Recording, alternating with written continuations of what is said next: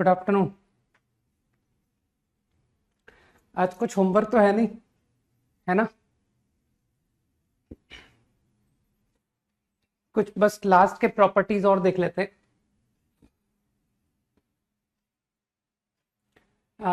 You should also know the definition of diameter.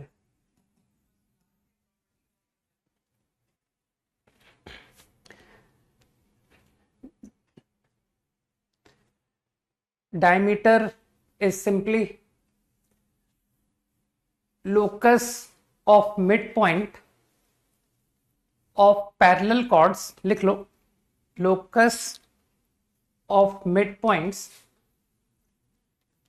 of parallel chords having given slope. हाँ जी, ellipse ही है। locus of midpoint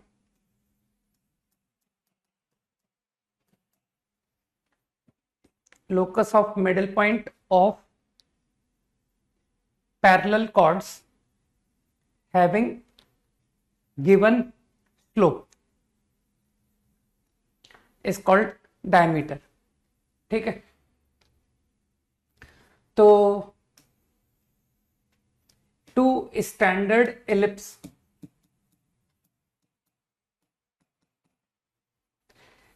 let's obtain locus of middle point of chords having slope m। मान लो m slope है, तो मुझको locus निकालना है। तो you understand कि लोकस का प्रॉब्लम तो एच के से करना होता है। तो किसी भी एक कॉर्ड का मिड पॉइंट को एच के कॉल कर दिया, whose slope is m। तो मेरे ख्याल से तुम समझ पा रहे हो कि using t equal to s1 chord की इक्वेशन लिख दो। तो कॉर्ड की equation t, I think this is going to be t equal to s1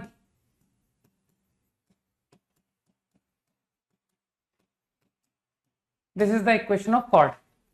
अब मुझे लगता है कि मुझको कॉर्ड का स्लोप नोन है, तो m इज इक्वल्स टू, तो लाइन का स्लोप देख लो क्या आ रहा है, minus coefficient of x upon coefficient of y। तो locus become what, y equal to, this is the locus coming.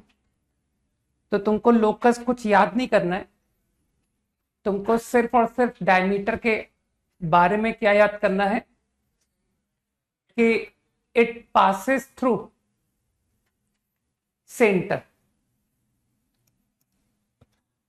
Centre से पासिंग लाइन है, देखो ना, ओरिजिन से पासिंग, और जो गिवन एलिप्स है उसके लिए ओरिजिन इज द सेंटर। तो locus is coming to be a line through centre. तो बस इससे ज्यादा इंफॉर्मेशन की तुमको जरूरत नहीं है। तो मेरे ख्याल से तुम आगे के लिए ध्यान रखोगे कि इफ आई से डायमीटर ऑफ एलिप्स, तो तुम तुरंत समझ जाओगे कि this is the cord passing through centre. तो सेंटर से पासिंग जो कॉर्ड होगा ना, वो एक डायमीटर होगा। समझ पा रहे हो कि sir m5 then diameter is something, m is 1 then diameter is something else. तो कोई एक डायमीटर थोड़ी है, राइट? तो there exist infinite diameters, but what I notice कि they all pass through centre of ellipse. 5 seconds quickly।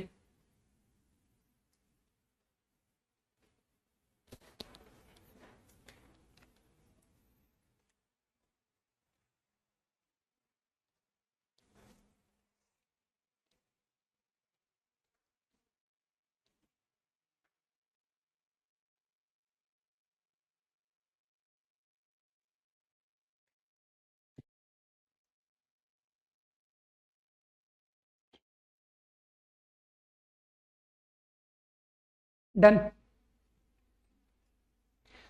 चलो chapter point कर देते हैं थ्रू कुछ नोट बना करके। I will not take any easy problem in class, ठीक है? मैं सिर्फ जो क्वालिटी क्वेश्चंस हैं लोनी के, जो थोड़े से अच्छे प्रॉब्लम्स हैं, टफ प्रॉब्लम, सिर्फ उनको ही क्लास में लूंगा, है ना? इजी क्वेश्चन पे समय बर्बाद नहीं करूंगा। पॉइंट नंबर 1 लिख लो, प्रोडक्ट ऑफ परपेंडिकुलर्स, लिखो लिखो, product of perpendiculars from both the foci, product of perpendiculars from both the foci to any tangent, from both the foci to any tangent is constant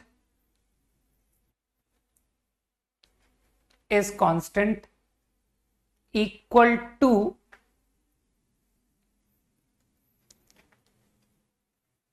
square of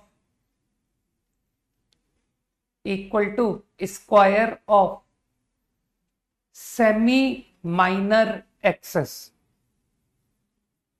square of semi minor axis. Also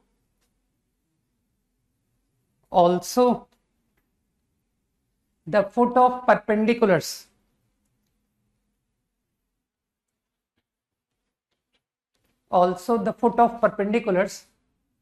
lie on auxiliary circle.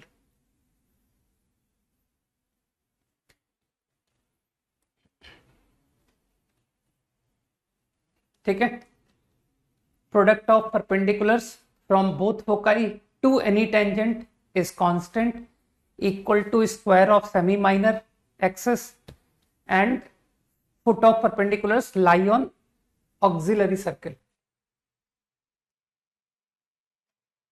याद रखने वाली property है, आगे problems में direct use करेंगे, ठीक है। One focus is AE and one is minus AE। किसी भी आर्बिट्ररी टेंजेंट, मान लो mx plus under root a² m² plus b², है ना, यू अंडरस्टैंड कि दिस इज द टेंजेंट, तो तुम आराम से प्रूव कर दोगे कि सर मैंने माइनस AE से परपेंडिकुलर डाला, मैंने AE से डाला P1 P2, तो वाकई में P1 P2 जो है वो B² आ रहा है। निकाल के देख लो, P1 P2 minus MAE plus under root mod, वो मॉड इंटू मॉड कर दिया मैंने, plus MAE plus under root modulus upon under root of 1 plus m² into under root of 1 plus m²,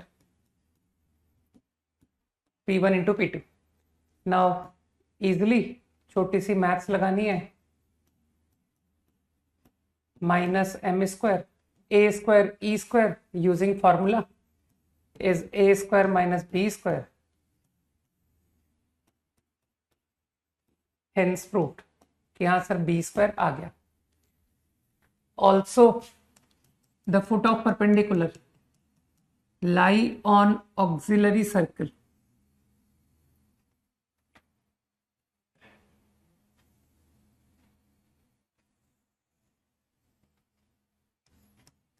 किसी भी एक पॉइंट को प्रूव कर दो कि मान लीजिए ये पॉइंट है x1, y1, तो प्रूव करना है x1² प्लस y1² a², तो लोग कहेंगे कि सर x1 y1 इस इक्वेशन पर लाई कर रहा है।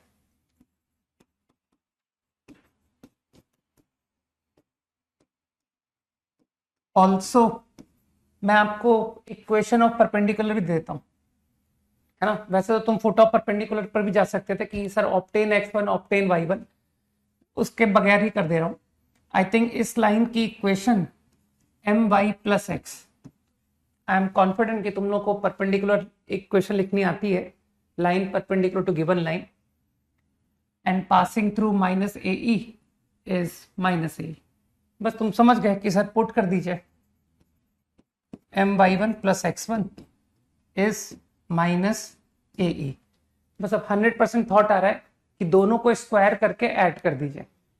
तो if I square and add, तो what I see is y1 square 1 plus m square, mx1 square plus x1 square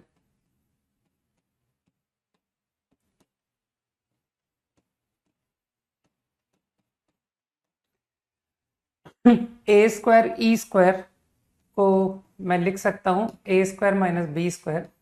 तो मेरे ख्याल से मेरा पॉइंट फिर प्रूव हो गया कि x1 square plus y1 square is a square. ठीक है ना। तो अब जब तुम IIT के प्रॉब्लम में यूज होता हुआ देखोगे, तुम में भी एग्जाम के बाद तुम लोग रियलाइज करो कि हाँ सर प्रॉपर्टी इंपॉर्टेंट थी। ठीक है। अनफॉर्चुनेटली मैंने ध्यान नहीं दिया, नहीं, क्योंकि आजकल बहुत प्रॉपर्टीज पर क्वेश्चन IIT पूछ रहा है। ठीक। तो जो लोग गलती नहीं करना चाहते वो लोग अटेंटिव हो जाएं कि अब ये ideas now have become important, है ना। पिछले 4 या 5 साल पहले तक ये इतने इंपॉर्टेंट नहीं हो रहे थे, but now it is frequent हो चुके हैं।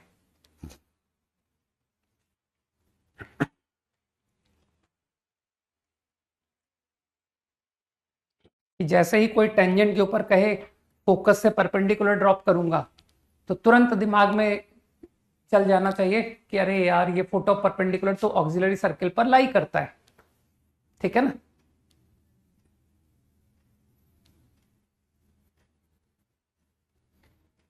Five seconds quickly.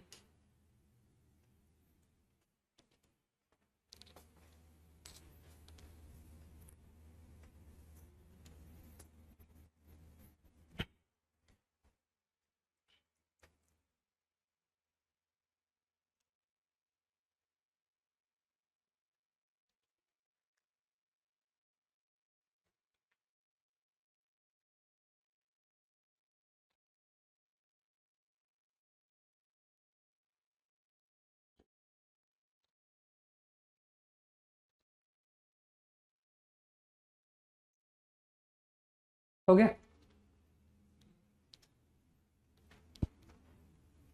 Point number 2,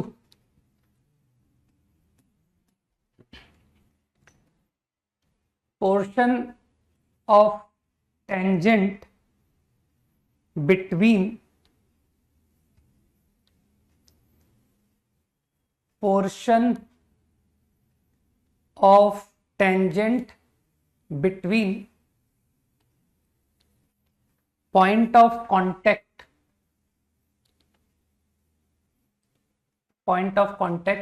and directrix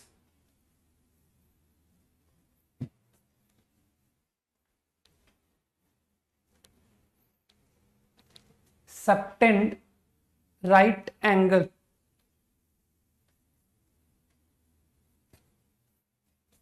portion of tangent between point of contact and directrix subtend right angle at corresponding focus।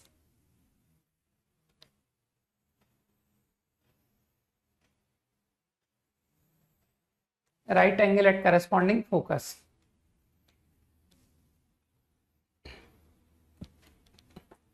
I am sure इस property को तुमने parabola में भी देखा था, है ना। एनी टेंजेंट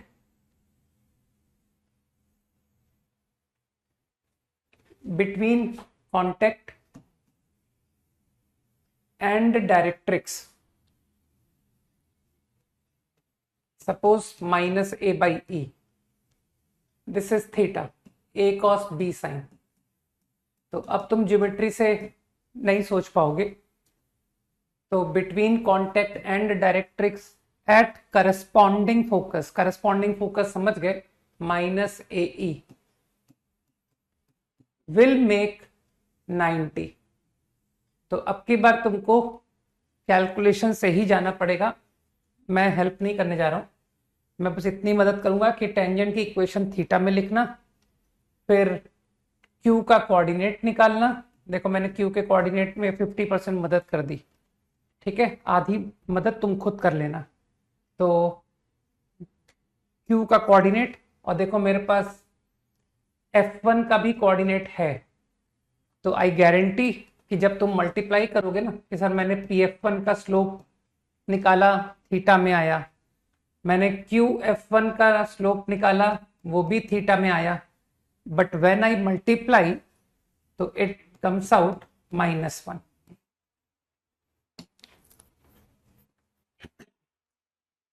ठीक है,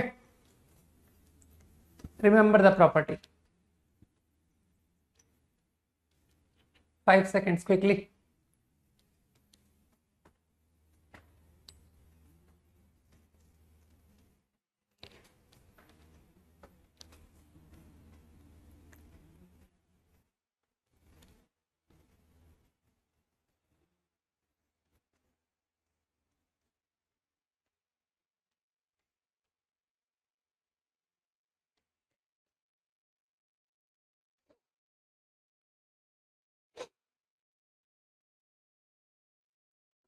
डन। पॉइंट नंबर 3, जिसको कि हम लोग पॉपुलरली याद रखते हैं बाय रिफ्लेक्शन, है ना। इस रिफ्लेक्शन प्रॉपर्टी एक हमने पैराबोला में भी देखी थी। फोकस से पासिंग रे रिफ्लेक्ट होकर के एक्सिस की पैरेलल हो जाती है ना। This was the reflection property in parabola. लिखो, incident ray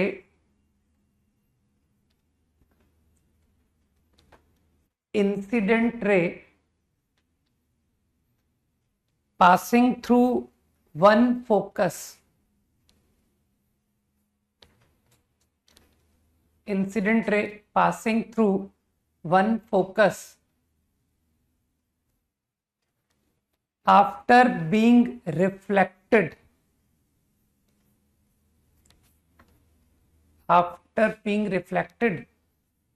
from the surface of ellipse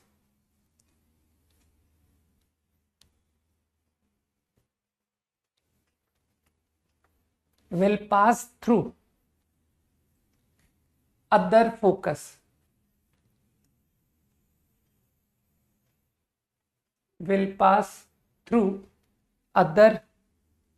focus,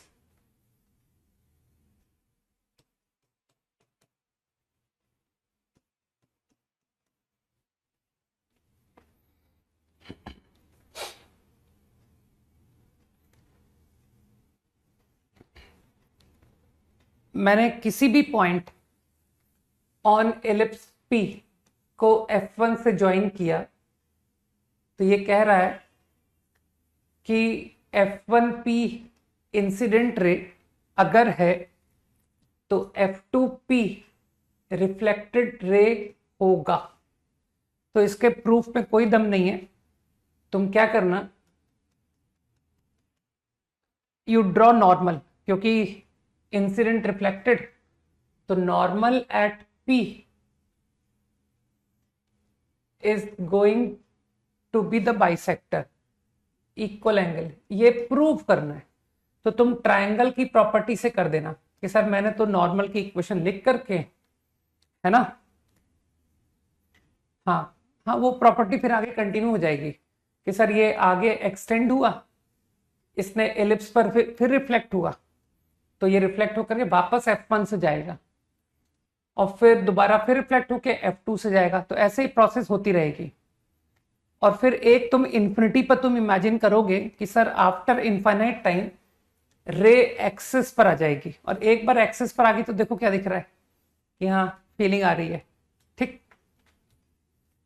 तो इस तरह से तुम प्रूव कर सकते हो कि सर मैंने तो ये थीटा पॉइंट लेकर नॉर्मल की इक्वेशन लिख दी थी, है ना। नॉर्मल आज भी याद होगा, ax sec minus by cosec is a square minus b square, which I can write a square e square। तो ये कोऑर्डिनेट आ गया ae square cos comma 0, and I think this is ae, this is minus ae। बस अब मैं इसके आगे मदद तुम्हारी नहीं करना चाहता हूं। तुमको बस करना क्या है, F1P अपॉन F2P को प्रूव कर दो कि सर ये F1G अपॉन F2G। तो ये तो कोऑर्डिनेट्स दिख रहे हैं, लेकिन जब F1P की बात हो तो अननेसेसरी डिस्टेंस फॉर्मूले की मदद मत लेना। बेमतलब में क्यों कैलकुलेशन खराब करते हो? जिनको अकल है वो कहेंगे सर ये तो कोनिक की डेफिनेशन हो गई ना, point on conic from focus, distance from focus. तो कुछ लोग जानते हैं कि सर ये टर्म जो है ना हम E टाइम्स डायरेक्ट्रिक्स लिख देंगे करस्पॉन्डिंग, तो थोड़ा कैलकुलेशन इजी हो गया कि सर ये तो साफ दिखाई दे रहा है A/E माइनस A cos। इसी तरह से F2P E times from directrix, that is A cos minus of minus A/E become plus A/E। तो ये तुम्हारा मैंने 50% मदद कर दी है, रिमेनिंग 50 तुमको खुद करनी है कि सर ये मैं अपने दम पर निकाल लूंगा, ठीक है? और ये वाकई में इक्वल आते हैं।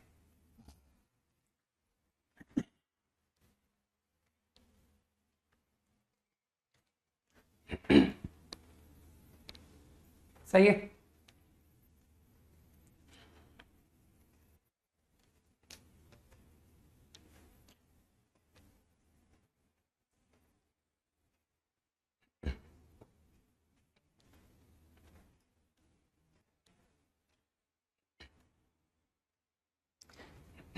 कुछ लोग इसी बात को कुछ इस तरह से मुझे बोलेंगे, ठीक है, कि ऑल्टरनेटली बताने की कोशिश कर रहा हूं। किसी भी पॉइंट P पर टेंजेंट, ठीक है, एनी पॉइंट P टेंजेंट, मेरा क्वेश्चन है फाइंड ऑन लाइन, इस लाइन पर पॉइंट फाइंड करके दो। चलो उस पॉइंट को नाम देता हूं Q, find Q on L, line L, so that QF1 plus QF2 is minimum। ठीक, तो ये कंसेप्ट तुमने मुझे वो YouTube में भी सुना होगा, एप्लीकेशन ऑफ डेरिवेटिव में भी यूज करते देखा होगा, स्ट्रेट लाइन में भी तुमने देखा होगा कि सर जब एक लाइन नोन होती है और दो पॉइंट नोन होते हैं और वो भी लाइंग ऑन सेम साइड, है ना, तो कुछ लोगों को याद आ रही होगी बात कि sir 2 given point and 1 given line and given points lie on same side. तो आप QF1 प्लस QF2 मिनिमम अगर चाहते हो तो फट से लोग बोलेंगे मुझे कि सर किसी एक की इमेज ले लो, है ना, तो F1 की इमेज ले ली, F1 डैश। अब फिर कुछ लोग कहेंगे कि इन प्लेस ऑफ QF1 अगर मैं कहूं आपसे कि मैं ये सम निकालने जा रहा हूं, तो लोग समझ गए कि सर हाँ वो इमेज है ना, तो QF1 और QF1 डैश एक ही बात है, ठीक है। कुछ समझदार लोग समझ रहे मेरी बात को, तो लोगों को आंसर मिल जाएगा कि इसे मिनिमाइज करो। और अब तो कोई गधा भी बोल देगा कि सर ये F1 डैश और F2 को joining line, this number is going to be greater equal to F1 dash F2, इसकी minimum value F1 dash F2 होने वाली है ना। तो अब तुम लोग तो इतनी हाई फाई फिजिक्स पढ़ते हो, तो इमेज मैंने बोला था, तो यू ऑल अंडरस्टैंड कि सर वो पॉइंट कौन सा आया जहां ये मिनिमम हुआ, ठीक है ना, तो वो पॉइंट जहां पर वो रिफ्लेक्ट हुआ, सही है। अब कुछ लोग ये भी जानते हैं कि अगर पॉइंट ऑन टेंजेंट, दो ही पॉसिबिलिटी है, ऑन एलिप्स या आउटसाइड एलिप्स, तो कुछ लोगों को इस बात की जानकारी है ना कि सर ये आपको पता डिस्टेंस मिनिमम क्या मिलेगा, व्हेन इज F1 Q यहां पर तुम कुछ भी ले लो सर, F1Q प्लस F2Q, तो ब्लाइंडली तुम बोल दोगे कि सर ये तो 2a से मोर हुआ है ना, क्योंकि ये पॉइंट एलिप्स के बाहर है। तो हम इस बात को जानते हैं कि अगर ये आउटसाइड एलिप्स है तो ये 2a से मोर आएगा, मेजर एक्सिस की लेंथ से मोर। ठीक, तो मिनिमम वैल्यू क्या होनी चाहिए, QF1 प्लस QF2 मिनिमम कितना होना चाहिए, बराबर 2a, है ना। कि अगर एलिप्स का पॉइंट हुआ तो that is 2a, got it. और टेंजेंट का पॉइंट है ना, तो मेरे ख्याल से मैंने प्रूफ कर दिया। अभी अभी मैंने ये प्रूफ दिया था कि ये इंसिडेंट, ये रिफ्लेक्टेड विदाउट थीटा। अभी तुमने इमेज के कंसेप्ट से मुझको प्रूफ दिया कि सर वो पॉइंट पता कौन सा होगा जहां पर ये F1 डैश F2 मीट करेगा, वो रिफ्लेक्शन पॉइंट होगा, है ना, रिफ्लेक्शन पॉइंट। और अब मैंने तुमको ये बात भी बता दी कि वो जो पॉइंट ऑफ रिफ्लेक्शन है उसे एलिप्स पर होना पड़ेगा, क्योंकि other than this point you take anywhere then the value is going to be more than 2a, जबकि for this position it is equal to 2a। तो मेरे ख्याल से आइडिया क्लियर कि sir reflection property can be proved like this also, कि sir ये तो reasoning से आंसर हो गया। कुछ लोग समझ गए? बाकी याद रखना, याद रखने लायक बात है।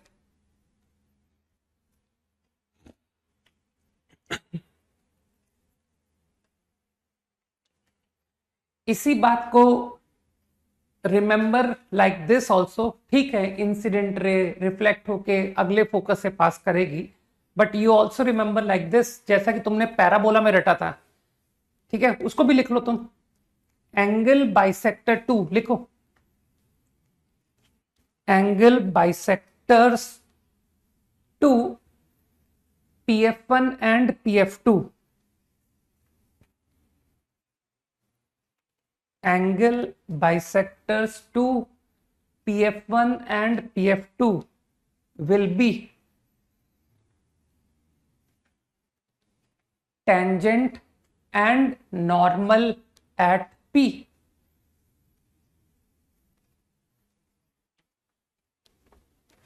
Angle bisectors to PF1 and PF2 will be tangent and normal at P. ये सामने प्रूफ ही तो पड़ा है कि सर ये PF1 PF2 का बाइसेक्टर जो है नॉर्मल है, और तुम जानते हो कि बाइसेक्टर्स आर म्यूचुअली परपेंडिकुलर। तो अगर P पर नॉर्मल बाइसेक्टर है तो P पर टेंजेंट भी बाइसेक्टर होगा। तो जैसे कि तुमने पैराबोला में रटा था ना कि bisector to PS and PM, जहां PS और PM याद होगा, focus perpendicular to directrix and P on parabola. उसी तरह से यहां पर कि sir P on ellipse, F1 F2 focus, तो bisector to PF1 and PF2 are tangent and normal at P। Remember, अरे शीट या मेंस या एडवांस में तुमको फटाफट ये प्रॉपर्टीज अप्लाई होते हुए नजर आएंगे, है ना, कि हाँ सर यूजफुल प्रॉपर्टी थी।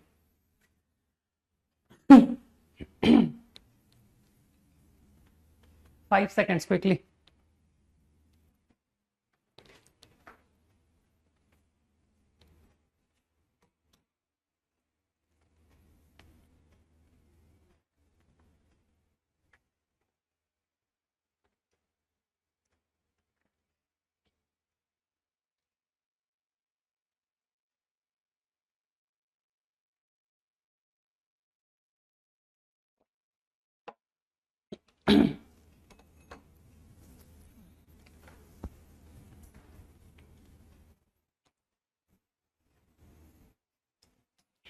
बस एक छोटा सा टेस्ट पॉइंट और बता देता हूं।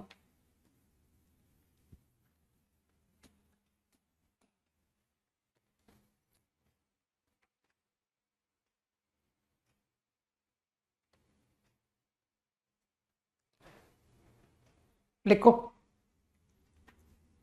Circle with focal radii of point as diameter.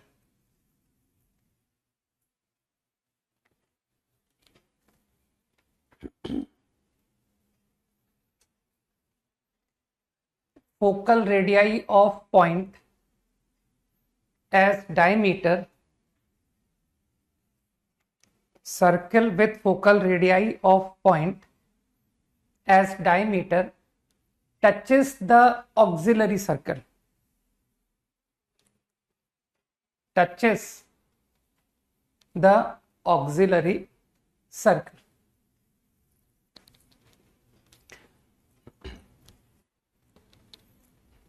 यहां फोकल रेडियाई का क्या मतलब है ना, थोड़ा सा मैंने लैंग्वेज मतलब अंडरस्टूड लिया।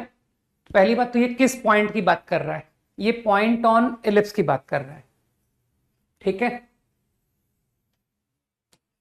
Any point on ellipse, let's say point P.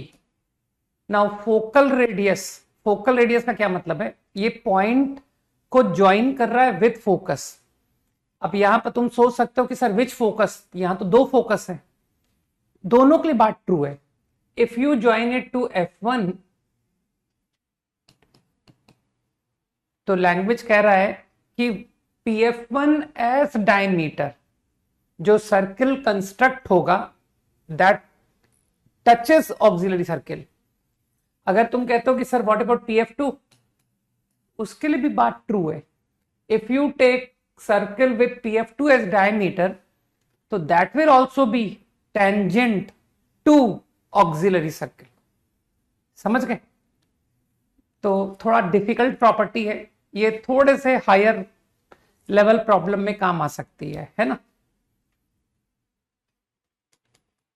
तुमने मुझको PF1 as diameter बोला ना, circle with PF1 as diameter, I draw. सही। मुझको प्रूव करना है this touches auxiliary circle.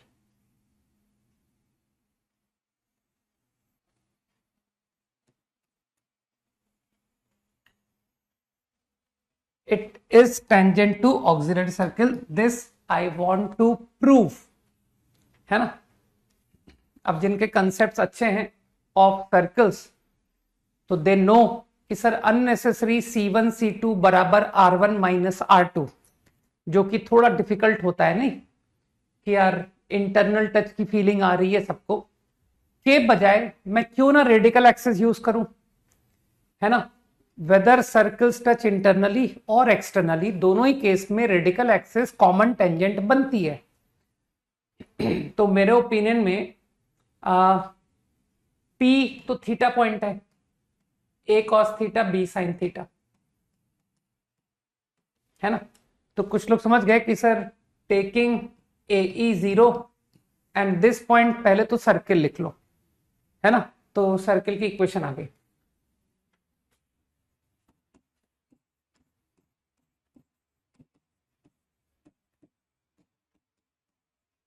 y minus 0 is the equation of circle। और फिर तुम जानते ही हो कि सर वो auxiliary circle will be this.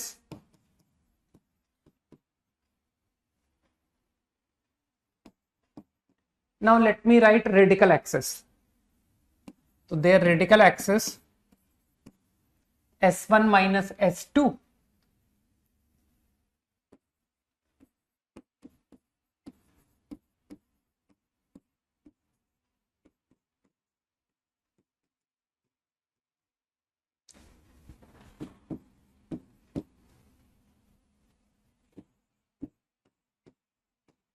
is the equation of radical axis। अब अगर मैं प्रूव कर दूं, है ना, तुमको किसी भी अदर केस पे रेडिकल एक्सिस टेंजेंट बनता हुआ नहीं दिखेगा, डोंट वरी, ठीक। अगर मैं प्रूव कर दूं कि ये जो रेडिकल एक्सिस है ये टेंजेंट है, किसी भी सर्किल को टेंजेंट प्रूव कर दो जो तुमको इजी लगे, तो सर्टेनली सबको ऑक्सिलरी ही इजी लगेगा, है ना, तो I am going to prove कि दिस लाइन इज टेंजेंट। ठीक, तो जानते हो कि कैसे परपेंडिकुलर, कैसे टेंजेंट प्रूव करते हैं? Perpendicular from centre equal to radius. तो I am going to take perpendicular, I am calling it P, from origin. तो from origin if I drop perpendicular, so perpendicular distance is coming to be, और मुझको prove करना है कि ये a के बराबर है रेडियस, है ना। अगर मैं प्रूव कर देता हूं तो my problem is done.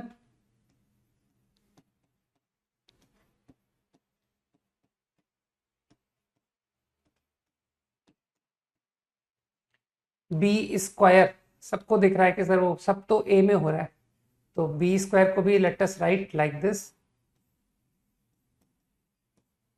Now do simple manipulation, A square e square minus A square e square sine, तो जो विद इन स्क्वायर रूट है साफ नजर आ रहा है, a square e square cos square plus a square sine square plus a square cos square which is a square plus 2a square e cos theta under root. तो बहुत आसानी से नजर आ रहा है कि सर ये रूट के अंदर परफेक्ट स्क्वायर लिखा हुआ है ना, a square out into 1 plus e cos theta का होल स्क्वायर। तो I think I get it equal to a. तो मेरे ख्याल से मैंने प्रूव कर दिया कि पॉइंट ऑन एलिप्स को किसी भी फोकस से ज्वाइन करो, टेकिंग दैट एज डायमीटर, जो सर्कल बनता है वो ऑक्सिलरी सर्कल को टेंजेंट होता है। 5 seconds क्विकली।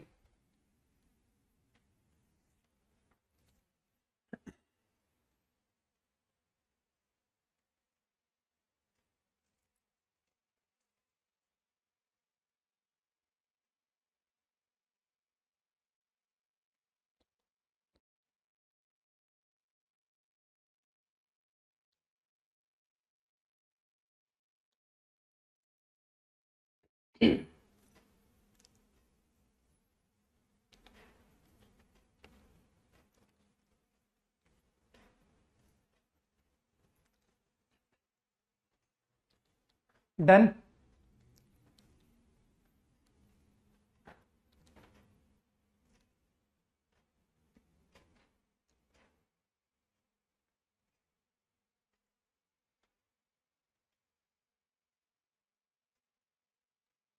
हो गया।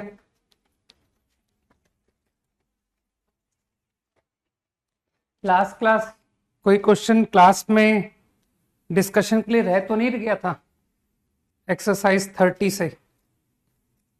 मुझे ऐसा लगता है शायद मैंने सारे डिस्कस कर दिए थे ना, अगर मैं सही हूं तो, है ना। आई think I had discussed all, है ना। Good.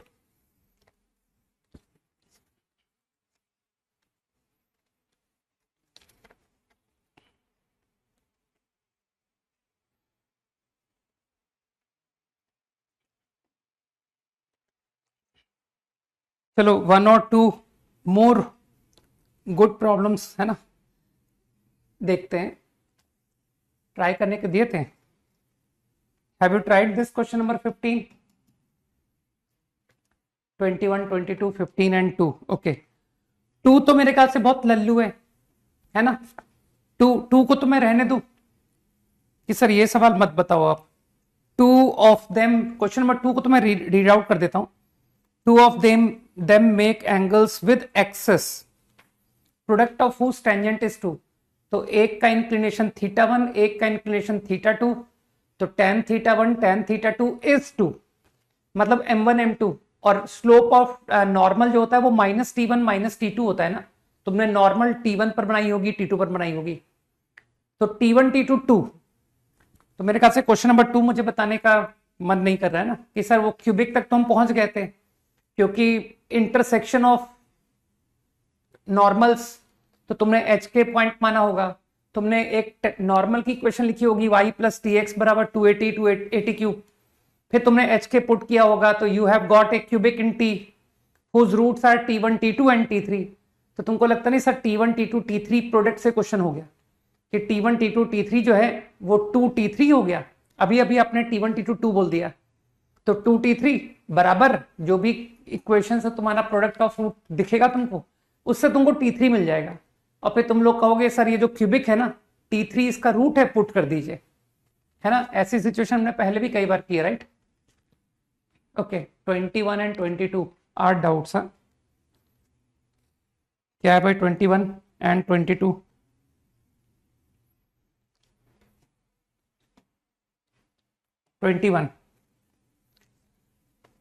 PG normal at P,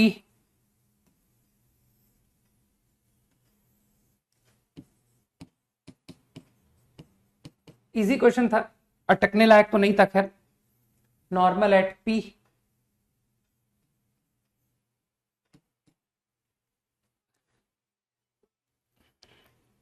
cuts axis, parabola की एक्सेस को कट किया इसने G पर, ठीक है। 21 ही बता रहा हूं।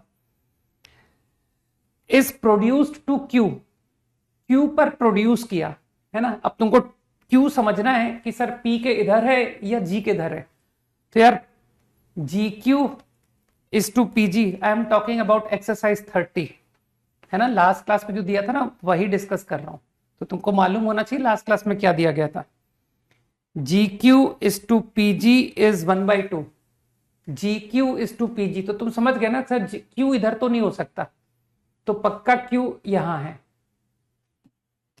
क्योंकि उसने प्रोड्यूस बोला है। तो इंटरनल मत ले लेना कि सर इंटरनल, क्योंकि फिर वो प्रोड्यूस कहां कहलाएगा, आपने PG को एक्सटेंड कहां किया। मेरे ख्याल से इतना क्लैरिटी सबको है ना कि sir GQ is to PG 1:2, सही कर रहा हूं मैं। और फिर वो बोलता है prove that other normals which pass through Q, तो Q से तुम तो जानते हो कि सर नॉर्मल या तो 3 नॉर्मल्स इंटरसेक्ट करती है किसी पॉइंट पर या एक, है ना। तो मेरे ख्याल से इस क्वेश्चन में 3 नॉर्मल्स हैं, तो कह रहा है एक नॉर्मल तो P से है और 2 और नॉर्मल्स है, तो कह रहा है प्रूव करो कि they are at right angles. तो तुम जैसा करते हो वही करो कि सर मैंने इसको T1 बोला, this is T2 and one more normal is there at T3। मुझे प्रूव करना है कि T2 एंड T3 आपस में परपेंडिकुलर है, यहां 90 दिखाना है मुझे। तो तुम तो बहुत स्मार्ट हो किस बात में कि सर मेरे को क्यूबिक में एक्सपर्टाइज है ना, कि सर पहले चलो Q निकालते हैं। तो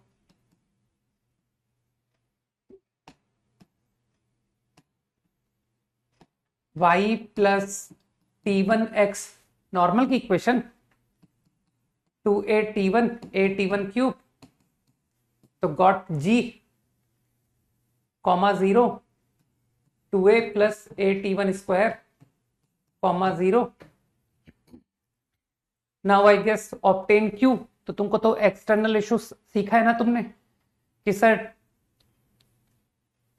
3:1 एक्सटर्नल रेशो, तो 3 मल्टीप्लाइड टू दिस, रुको साइड में कैलकुलेशन करता हूं, 6a 3a square minus a square upon 3 - 1, इसे कहते हैं एक्सटर्नल रेशो फॉर्मूला, ठीक, जो तुम लोगों को भी आना चाहिए।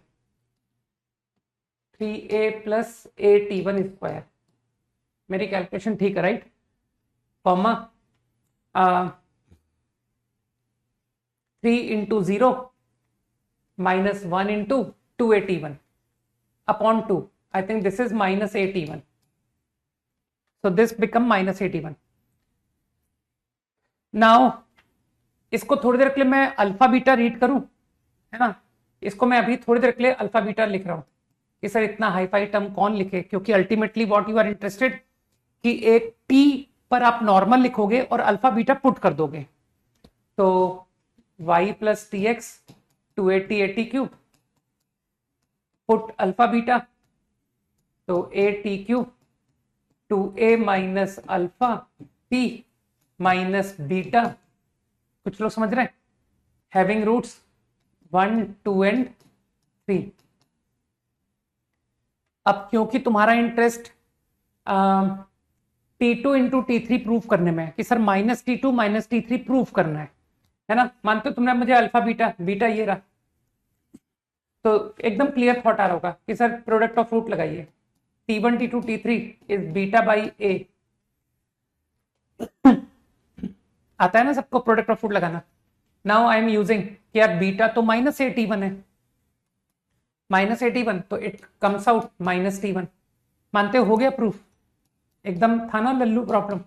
T2 T3 इज -1, तो minus T2 into minus T3 बराबर -1, इसका मतलब ये प्रॉब्लम इज करेक्ट।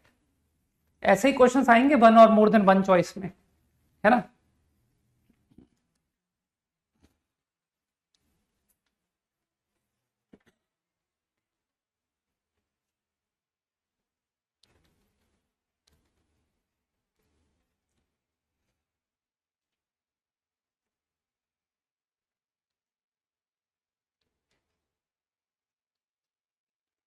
यार 15 प्रॉब्लम मैंने अभी लास्ट क्लास में ही लोगों को ऑर्थो सेंटर निकाल के दिया था, तो तुमको क्या लगता है कि मैं दोबारा ऑर्थो सेंटर निकालूंगा?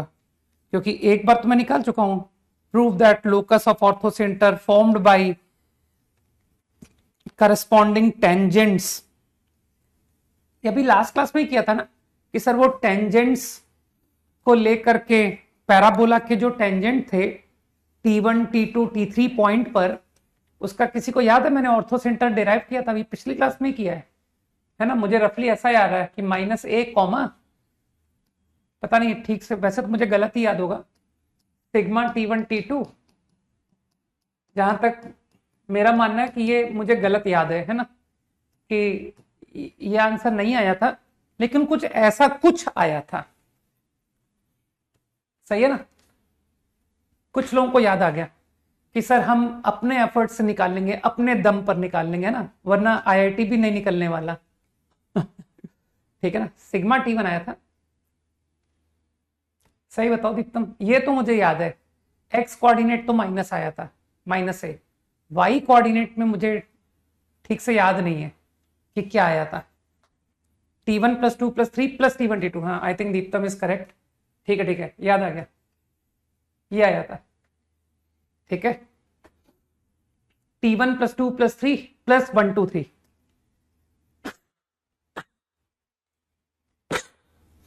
अभी सही है क्या?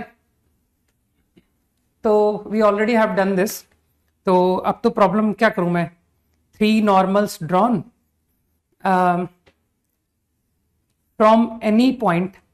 तो नॉर्मल्स जो है वो b sin अल्फा, मानते हो सर ये रहा, ये देखिए अभी अभी किया, अल्फा बीटा, सही है। तो मानते हो बीटा इस प्रॉब्लम में b sin अल्फा के बराबर है।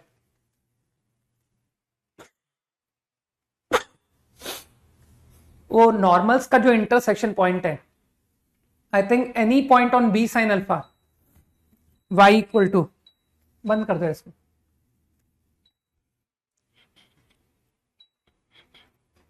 कुछ लोग समझ गए ना कि sir y = b sin alpha line के पॉइंट से 3 नॉर्मल बनी है, तो जो अल्फा बीटा है उसका बीटा b sin अल्फा होगा। तो मेरे ख्याल से इसी कैलकुलेशन को कर लेते हैं कि सर b sin अल्फा, तो I think T1 T2 T3 for my problem, है ना, ये टर्म आ गया कितना, b sin अल्फा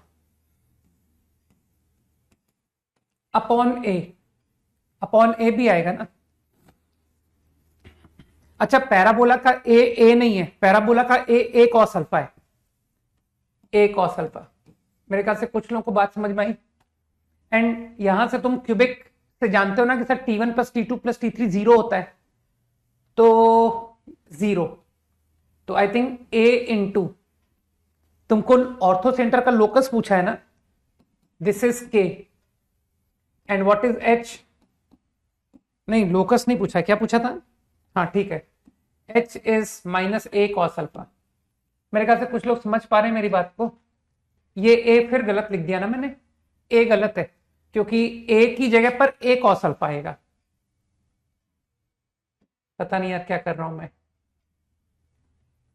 कोई मुझको बताओ। मैं, है ना, जहां भी ए होगा वहां पर मुझको ए कॉस अल्फा लिखना है ना, और बीटा जो है वो बी साइन अल्फा। एक बार मुझे करेक्ट करो यार कोई, a cos alpha 0, b sine alpha upon a, है ना, सही कर रहा हूं मैं?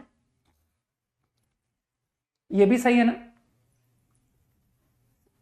दिमाग में बात गई ना कि हाँ यू आर एब्सोल्युटली राइट। तो बस ये तो प्रॉब्लम खत्म हो गया यार। इतना इजी लोकस पूछा था हमसे, हम तो बुद्धू बन गए कि ये तो एच स्क्वायर अपॉन ए स्क्वायर और के स्क्वायर अपॉन बी स्क्वायर का सम, ये तो 1 आ गया।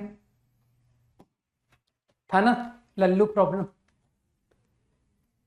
ऐसे ही लल्लू क्वेश्चंस आते हैं एग्जाम में, और क्या। और तब भी हम लोग लल्लू बन के आ जाते हैं। हाँ ठीक, थोड़ा एप्टीट्यूड सुधारो सब लोग अपना। 2 चीजों पर काम करो, aptitude and attitude.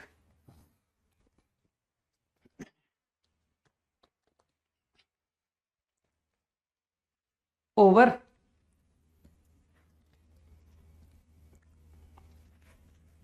Parabola completely over, ठीक है, जल्दी से हाँ बोल दो। तो कल के लिए होमवर्क मैंने पहले से दे रखा है क्या? प्रोबेबिलिटी की एक्सरसाइज 2 बोली है मैंने या नहीं, बताओ यार। एक तो मैंने पेपर 1 बोला होगा, टेस्ट पेपर 1, है ना, पेंडिंग चल रहा है सर बहुत दिनों से।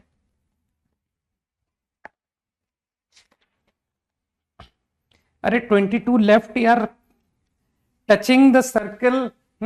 कुछ ध्यान नहीं है तुमको कि कैसे करते हैं?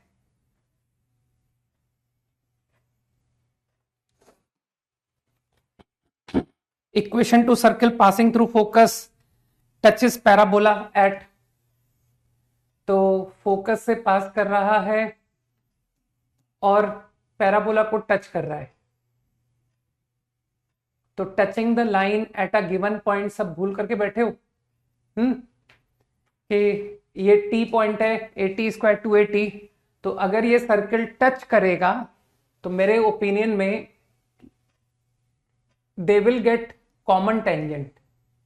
तो टेंजेंट की equation don't you think t y equal to x plus 80 square.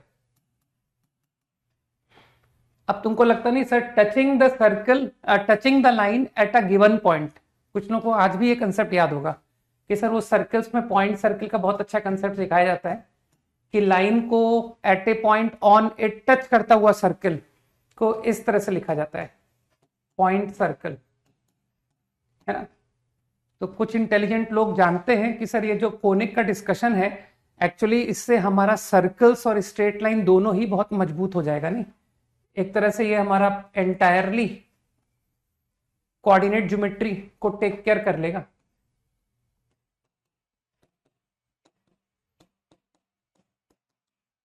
है ना, तो आज भी याद है लोगों को how to write a circle touching the line at a point on it. बस अब लैम्डा निकालने के लिए जानते हैं लोग कि फोकस को पुट कर दीजिए। तो ये थोड़ा सा पेशेंस रखने वाला प्रॉब्लम है, क्योंकि इसमें मैनिपुलेशंस थोड़ी होगी। सही है, अच्छा ओनली 15 ना, ठीक है। तो कल का homework only exercise 2, 15 problems of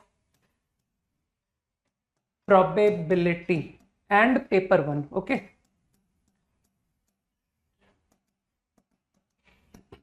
और एक काम और इंश्योर करो, चलो तुम्हारे प्रोबेबिलिटी के थोड़े क्वेश्चंस और कम कर देता हूं, आई मेक इट 10। कारण उसका बहुत सिंपल है, I don't want to take easy problems of ellipse, ठीक है। तो तुम देखना वो जो लेक्चर मैंने ग्रुप में शेयर किया है, I think already up to some 48 minutes तक तो तुम लोग देख ही चुके हो कि सर ये तो हम कर चुके हैं एज यू सेड, ठीक। और मैं तुमको ज्यादा नहीं कहूंगा, बस starting from here to 203 2R03, इसको देखना नहीं है, मैं तुमको बताता हूं क्या करना। इसके जो पीडीएफ है ना, गो टू पीडीएफ, उस पीडीएफ में प्रॉब्लम्स हैं, you don't need to see the theory नहीं देखनी है, सुन लो मेरी बात को केयरफुली, तुमको कोई थ्योरी नहीं देखनी है, ये मिनट नहीं है, ये आवर्स है, ठीक है, 2 घंटे 3 मिनट, ठीक है। तो इसमें तुमको जो है, जो पीडीएफ में प्रॉब्लम्स दिखे, प्रॉब्लम्स जो भी क्लास के मेरे इलस्ट्रेशंस नजर आए, ठीक है, उन इलस्ट्रेशंस को खुद सॉल्व करो, और जब सॉल्यूशन ना बने तो चाहो तो रिकॉर्डिंग देख लो, ठीक है। और इनफैक्ट पीडीएफ में सॉल्यूशन भी होते हैं, तो अगर पीडीएफ ना समझ आए then take help of recording, got it. तो वो जो लेक्चर में जो मैंने प्रॉब्लम्स इलस्ट्रेशन लिए हैं ना, वो इजी हैं, तो मैं उन प्रॉब्लम्स को नहीं लूंगा कल की क्लास में, मैं उसके आगे से कंटिन्यू करूंगा, है ना, कि यार ये इजी क्वेश्चन तो ये लोग कर चुके हैं, चलो इनको अच्छे सवाल कराते हैं। अच्छा आइडिया है ना, गुड आइडिया आई थिंक, है ना, कि let us do those problems in place of 5 problems of probability, ठीक है। एक्सरसाइज 2 के 5 प्रॉब्लम के बजाय do problems of ellipse, ठीक है। तो it is a brilliant idea, go for it, ठीक है, एंड करके आओ। तो कल मैं एज्यूम करूंगा कि इन दैट रिमेनिंग लेक्चर जो भी क्वेश्चन मैंने लिए हैं वो तुमने कर रखे हैं, ठीक है। तो इसे मानते हुए मैं तुमको कल एलिप्स के प्रॉब्लम्स कराऊंगा। चलो भाई, बाय, जय हिंद।